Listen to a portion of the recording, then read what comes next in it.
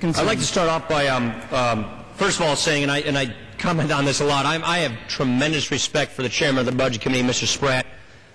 He's an admirable man who has a very difficult job. I'd like to hearken back to a day where bipartisanship on the budget worked.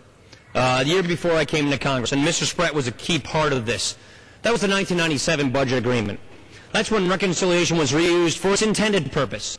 And that 1997 budget agreement, where you had a Democratic president and a Republican House, came together in bipartisan fashion to reduce spending and to reduce taxes.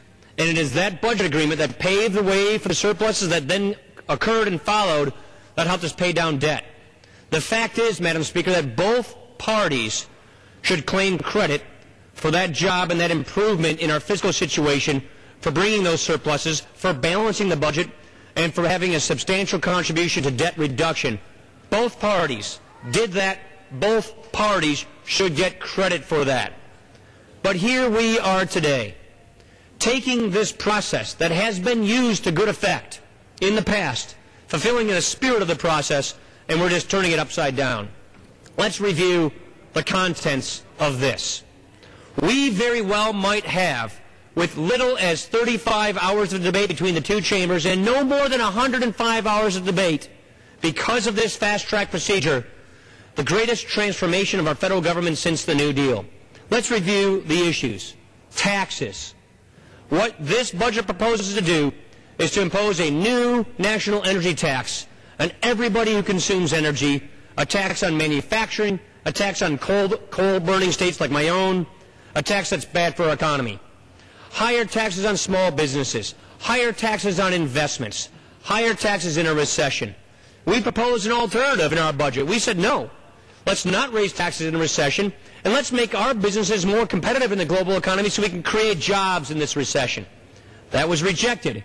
Now they're steamrolling these tax increases through with very little debate, very few amendments. Let's talk about cap and trade. The chairman gave an articulate defense for how cap and trade is not happening here. It's not in this budget. Well, then why on earth is the Commerce Committee marking up cap and trade legislation next week?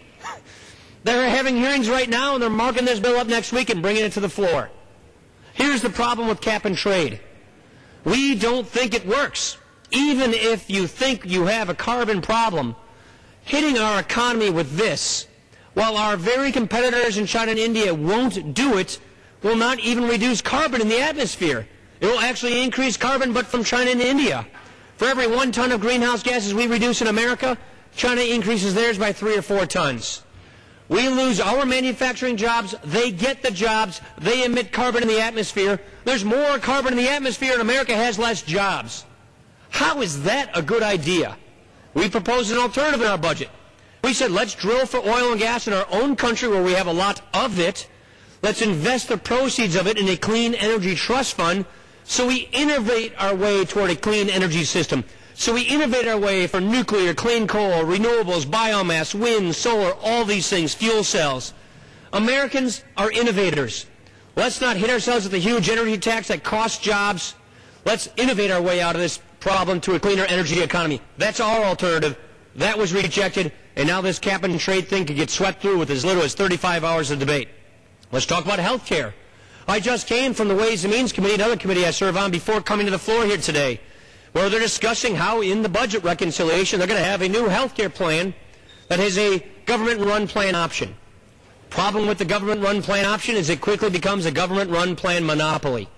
One of the leading health insurance actuaries in America are telling us, the Lewin Group, that as many as 120 million Americans will lose their private health insurance under this government-run plan option.